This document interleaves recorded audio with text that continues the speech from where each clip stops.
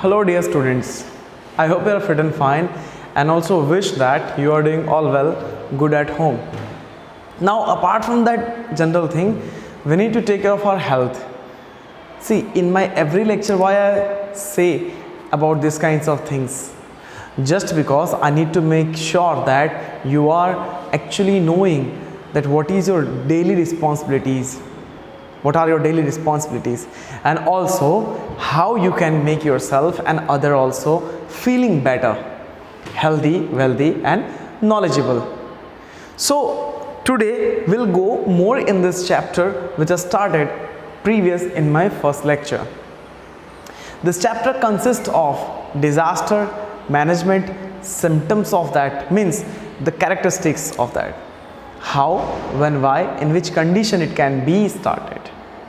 So this is all the theory related to the disaster. So my dear students, last in the previous lecture, if I recall the lecture, we studied about the basic disaster related with the earthquake.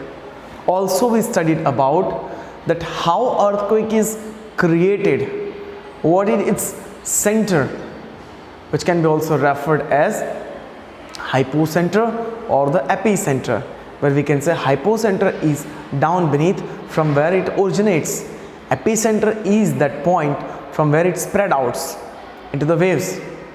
So this lecture is all about dealing with the disaster and the types of disaster.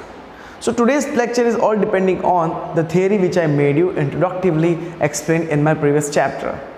That theory which made you to understand what is volcano.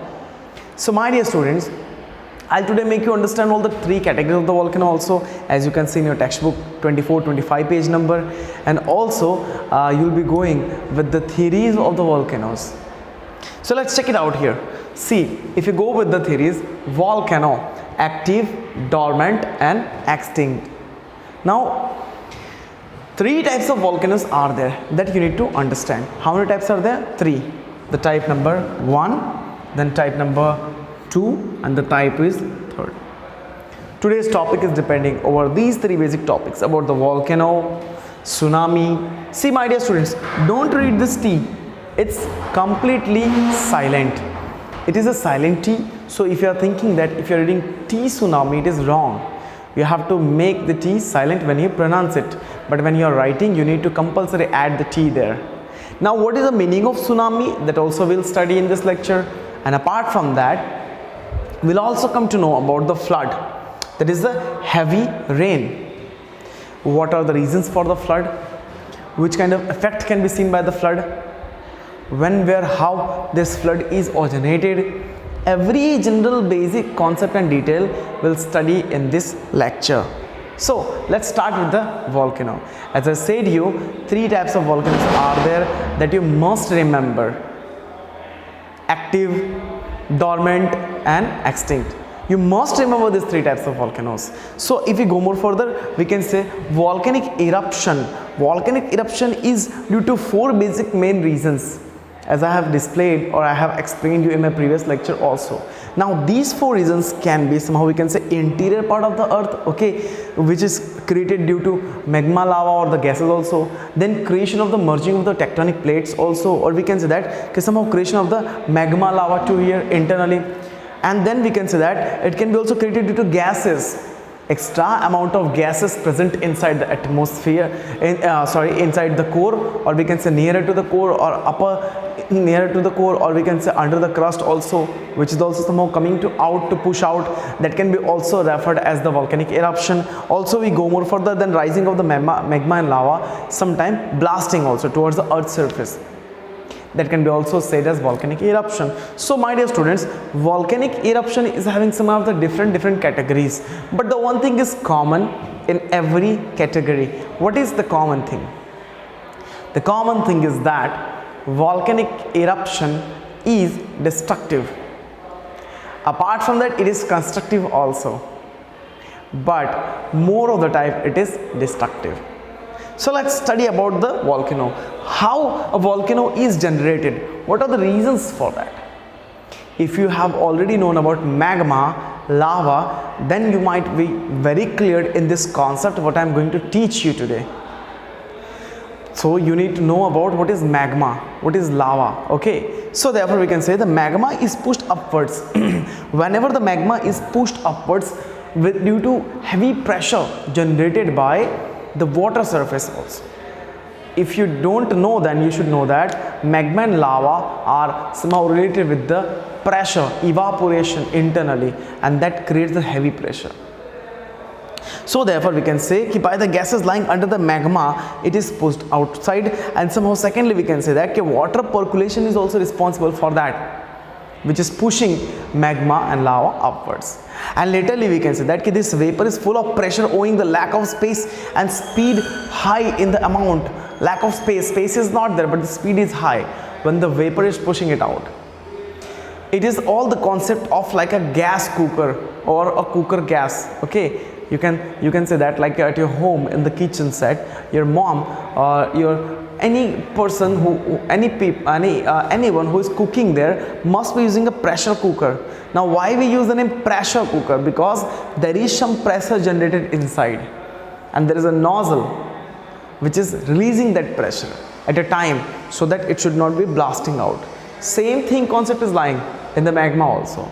If the upper part of the magma, or if the nozzle of the magma, or we can say the mouth of the volcano is very open wide, then magma and lava can come through that. But if there is no space to come out from this volcanic mountains, then obviously there are chances that it can blast and search any weakest point of that mountain to come out with the magma, lava and pressure. So this is a general thing which I am trying to make you understand also. So vapor is playing a very important role in the blasting of the active volcanoes, that you should remember, my dear students. And if you go more in detail, if you go more in the concept wise detail, then I can say that this is a very great force. It is very heavy forces. So therefore the nearer surface of the earth erupt with the high pressure. As we go nearer surface of the earth erupt with the high pressure, and they also break into magma and lava, means out comes the magma and lava. So somehow we can say that rocks break into pieces and pieces, and also when the magma and lava, or we can say they are somehow cooled down, they become inside the like a rock, they become like a rock surface, molten rocks. So therefore we need to understand that at this volcanic residues come out with that. Now what is volcanic residues? If you talk about the volcano, you need to understand what is the volcanic residues. It means that we can say the remaining all the metal, minerals and components of the volcanoes are coming out with that.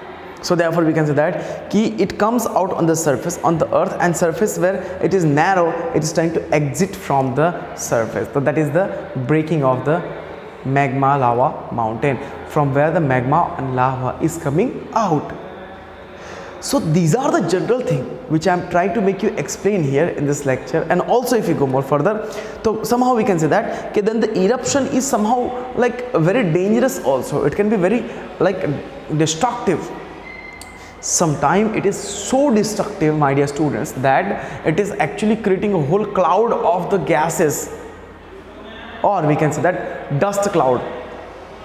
So therefore there is a vent. If you talk about, there is a vent means there is a ventilator in the volcanic mountain, so that this volcanoes can come out, so that mountain should be blasting in any direction. Okay, it should not be going in any direction, it should be subjected towards one direction only. So therefore we can say that it comes out slowly when sometime earth surface is making some kinds of cracks, and also when mountain of magma lava is also having lower bottom cracks in that, or we can say holes are created. So the magma and lava will just flow slowly. Lava will flow slowly outside. But if there is no crack and the mountain is heavy enough, it is having a mouth also from where the smoke is coming. Okay, so in this case we can say there are chances that these kinds of active volcanoes are actually, say here, these kinds of active volcanoes are actually blasting. There are chances. So if a mountain is active mountain of the volcano, or we can say active volcanic mountain, then we need to understand that if it is having a mouth, if it is having a vent, so that lava and magma should come out, then it can be safe enough. rather than compared with the magma lava which is blasting out and breaking out the earth surface or the mountainous zone and just coming out in any direction. So this is a general thing. Now if you talk about the magma and lava, apart from that active volcano, dormant volcano and extinct volcano, we can also understand, my dear students, that these kinds of volcanoes are also found in the neighboring areas of the human residencies. So we can say that volcanoes are found at the various places in the world. Various places in the world means you have to subjectify, you have to identify which are these places here. Where are active volcanoes found, where are dormant volcanoes found, and where are extinct volcanoes are found here. Let's take some of the survey over that. If I talk about the volcanoes active, dormant and extinct, these are somehow we can say that there is only one active volcano.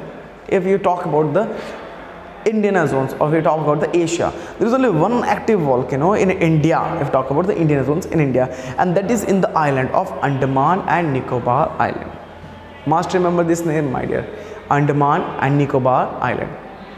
So volcanic eruption at any time, places or the region is responsible, or we can say is leads to massive destruction in the local area also, and furthermore it is creating a chaotic atmosphere which is we can say it's not livable atmosphere.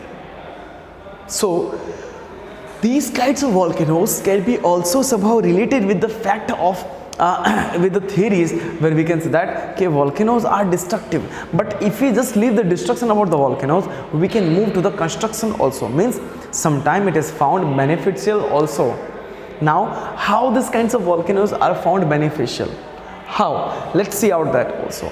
If you talk about the volcano, the fertility of the land, okay, if I just see through the land, like farms are there, soil is there, okay, then the fertility of the land is somehow increased due to lava, okay, because why? Because due to extra amount of temperature, we can say that the unwanted microorganisms are killed apart from that.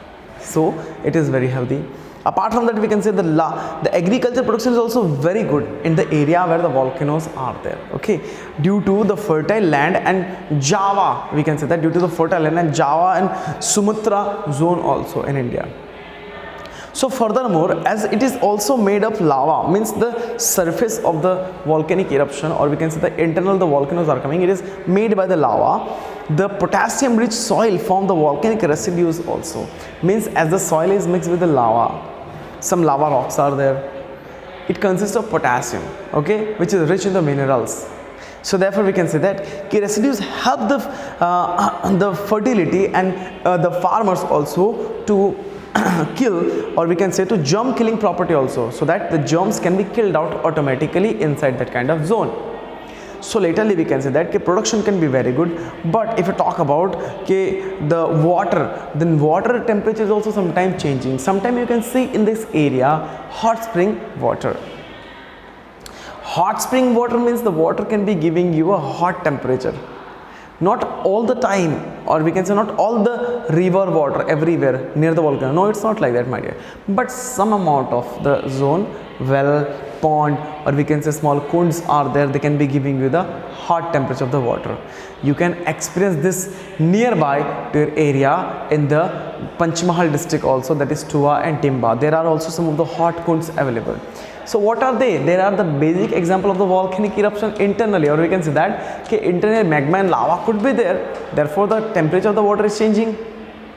Is it clear? So moving further, we can say that it is also minerals like mercury, tungsten, okay, and furthermore the tin, then plating, etc., zinc, aluminum, etc., can be also obtained from easily due to the land of this volcanic mountain or land of nearby the volcanic zone. So these are the beneficial things also of the volcano. So if you think about, volcanoes are, active volcanoes are only the volcanoes which are just giving destruction, then we should think once again. Because this active volcano as well as the dormant volcano and the extinct volcano are sharing different properties with each other. They are sharing the different properties with each other. Therefore, different criteria are there of them and different beneficial things are also related with them. So if you go more further, we can say that the lava that cools down, my dear students, remember very carefully, the lava that cools down coming out from the vent of the extinct volcano turns into diamond also. Now how it is turning with a diamond, let me define you. Okay, with the passage of time, it will take maximum time. Okay, with the passage of time, it cools down and the small rocks are somehow dumped downside during that whole long period. And apart from that, volcanic eruption is also somehow can be responsible for a change that can be said as lapilli change or lapilli substance also, which is also have been proved useful as they can molded easily. Means these kinds of substance are also responsible to make diamond from the volcanic mountain, from the volcanic eruption, from the lava eruption. So it needs a large amount of time, so that this rock cycle is changing into the rock, we can say a basic foundation of the rocks, and then it is changing into lava formation also, or we can say that lava is changing into the molten material and like molten rocks and all, and then it is changing into the diamond too here after a long passage of time. So this is all example of the volcano that we have studied here, my dear students, and also we can say that you are now knowing that what is active, what is dormant and extinct volcano. These all the things should be studied well by you, and also I can say that you should know about the theories related to this kinds of chapter. So moving further, if you move toward the tsunami, okay, volcano is over. Now what is tsunami? See, by the general calculation, you can see that unimaginable length can be seen in the tsunami, that can be in the kilometers, 700 to 1600 kilometers according to your textbook. So my dear students, what is unimaginable? You cannot imagine, you can't imagine that kind of thing, because it can be going more than that. It can be covering whole of the forest, village, human residency, public places, all the places, if it is coming or if the tsunami is taking place. So today we will read about the tsunami also, and I also teach you that in which nations tsunami gave a heavy change, or tsunami destructed the people also, in which part of the nations. So if you go more further, we can say that due to the volcanic, or we can say due to the earthquake created inside the ocean or the seas, tsunami can be created. Also due to the volcanic eruption on the earth becomes quake, means it is actually quaking, it is making some kinds of sound internally, it is making some kinds of vibration, which is also known as earthquake. So therefore high oceanic waves are created. Now high oceanic waves, if they are created, in this case of category we can say that the level of seabed are also somehow disturbed, and in this case of category the water is trying to come out of that, so it will enter into the human residencies areas only. So therefore we can say that they are also known as the tsunami. Tsunami means the destructive layer, or the destructive tides also, the destructive layers of the water. So therefore we can say that they are high and have unimaginable length also, as I have written it here, unimaginable. So moving further, we can say that their length can be approximately 700 to 1600 kms, kilometers, and also these water travel from a great speed from one place to another, and therefore we can say that can also the force collide with each other, generating new waves, and by somehow the time they reach to the coast, they can be attaining a great height or the power where they can encircle or they can cover up whole of the building also, till they are reaching the coast, means till they are coming out of the ocean or the seas. They can be somehow, we can say that the seas can be somehow destructing all the kinds of buildings, human facilitated areas to here. So that is the tsunami. So if you go more further, we can say that one information we should take about the tsunami, when, where, in which place it came here. So I'll read about and I'll tell you about the theories also related to that. See, my dear student, we can understand, it created a great deal of the destruction here, and apart from that, the destruction in the coastal zone. So it was first of all witnessed on 11th of the March 2011, that you should remember the date here, 11th March 2011 in Japan. So why it was witnessed in Japan? Because you can say that nearby the area, the seas, we can say that there was earthquake internally. See, my dear student, Tsunami, it doesn't mean that okay, only the flood is coming in the ocean. No, it's not like that, or the seas. Tsunami means the level of the, you can say, huge water bodies are changing from upside to down on some geometrical angle.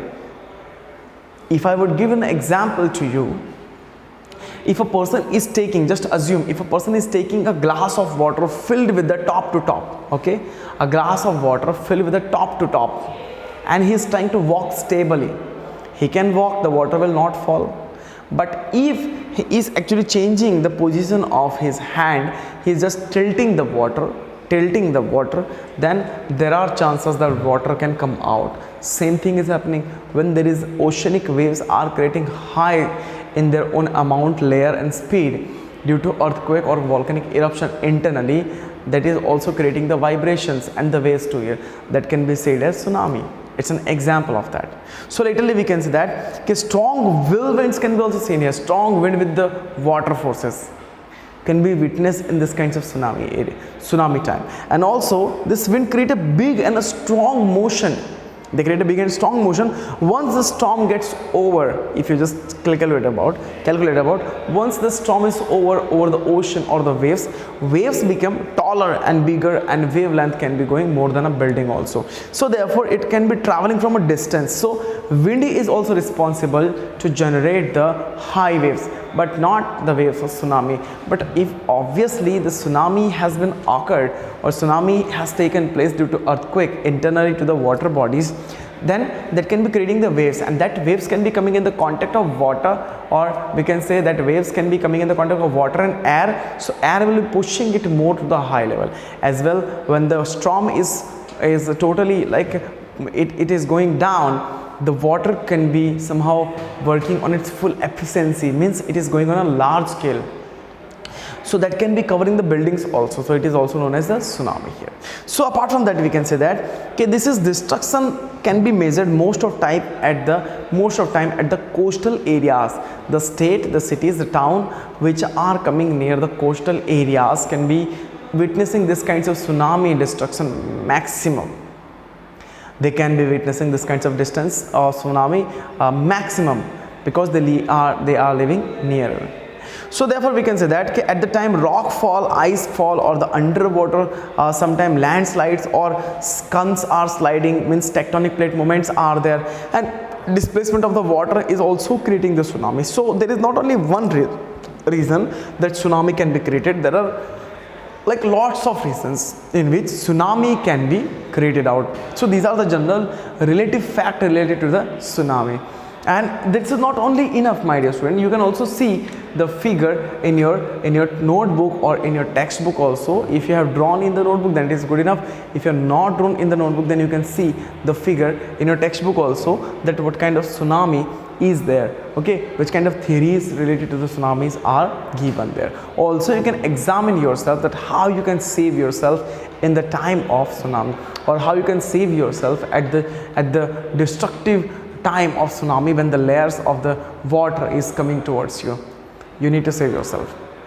So this was the general lecture about the volcano and tsunami, and a small basic detail I'll give you about the flood. See, what is flood? One thing we need to understand, when the water is exceeding excess from the general flow, whether it is due to rainfall, whether it is due to dam breaks, whether it is due to extra river flowing water, tributaries and all, but it is creating destruction. Right now in the today's month of July and August, you can see that okay, Assam is witnessing, and Bihar flood maximum. 100 people are killed due to this flood, or we can say they have died due to the flood. The white horn rhino, or we can say one horn rhino sanctuary, or we can say national park like Kaziranga, is also flooded out in Assam. So this is the condition of today's world. So let's read about the flood. Flood, as I said, you basically flood can be seen due to heavy rain only, or the river or check dams are, or the big dams are broken down, then only they can be seen here. And apart from that, there are other two reasons also. There is heavy rain, as I have said you, and also if the dam is breaking, flood can be occurring from one place to another. So what should be done?